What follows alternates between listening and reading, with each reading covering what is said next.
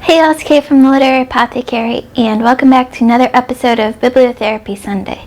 So today I'm going to talk about some of the books that I liked in college and grad school that other classmates didn't necessarily like. Last week I talked about books that I liked as a teen, and the week before that I talked about books that I liked as a kid, and I will link those two videos down below also.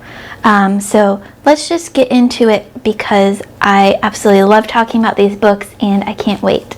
So the first book up is Possession by A.S. Byatt.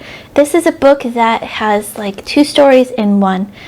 We've got these two scholars that are trying to search down these missing letters from the poets that had a supposed love affair that the scholars discover amongst the letters that no one has known about before. There was this mystery girl woman that all the other scholars had talked about, but no one knew who she was. But finding these letters and discovering the story behind them led the scholars to find out who the mystery woman was, and then it's a beautiful like double romance book. No mere human can stand in a fire and not be consumed. It's very nuanced and is very particular. I think it's one of those books that you either love or you hate. But I absolutely loved this book. If you love books about letters and romances and poets, then you will certainly love Possession by A.S. Byatt.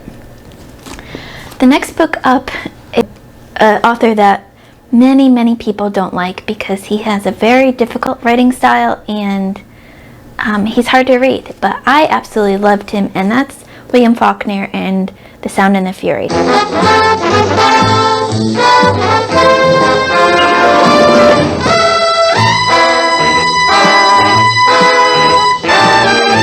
I loved The Sound and the Fury, and the second book from this series, Absalom, I just loved everything about this. I could relate to the character Quentin so much in his depression and everything that he was struggling with, and I don't know what it was about this book besides the character Quentin, but I just loved this book so much and I couldn't get enough of it. I've read it so many times that I could probably recite it in my sleep, but I just loved it so much. So next up is Joan Didion, and the book that got me into Joan Didion was The Year of Magical Thinking. Life changes fast. Life changes in the instant. Which I believe is about her husband's passing, but really anything by Joan Didion I just ate up. I love her so much. You hear me talk about her a lot. She's a mostly nonfiction writer. She wrote essays. She just has a new book out this year that I can't wait to read. This is We Tell Ourselves Stories in Order to Live, which is a fantastic title. But this is basically all of her essays and her collected nonfiction together in one book. Not counting this year's book, obviously. But I just love all of her essays. She's so real, and she like balances that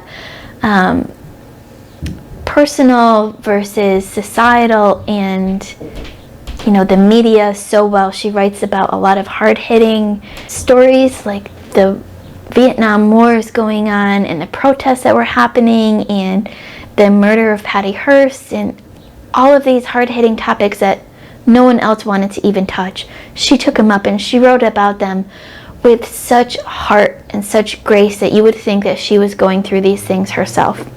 And whenever anyone asks about nonfiction, I just always recommend something by Joan Didion. My favorite, I think, is The White Album by her, which is just a fantastic collection of essays. So well written, but anything by her is just so well done. I absolutely love Joan Didion. So Joan Didion, The Year of Magical Thinking, and just any of her essays are fantastic.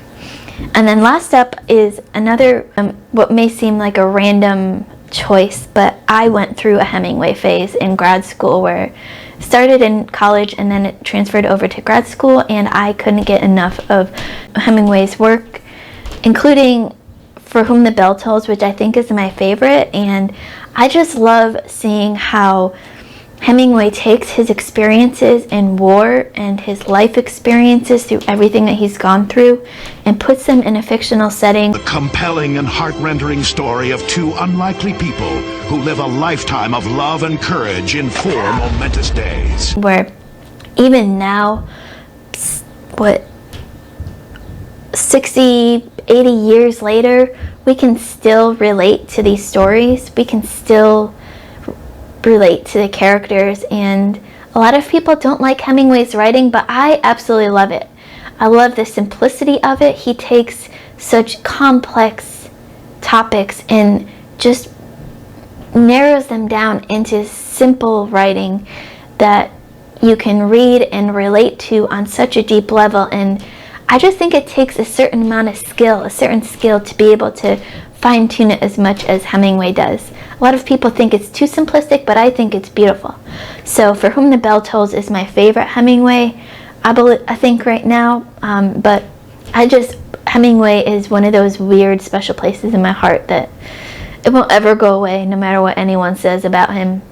I just love his writing so much. But those are some of the books that I liked in college and grad school. Let me know what you liked in your 20s and 30s, what you like now. Have you read some of these books? I'm sure you have. A lot of people have read them in high school or college. Let me know what you thought of them. Don't forget to like, comment, subscribe, hit that notification bell. As always, our Patreon and Discord information will be in the description below.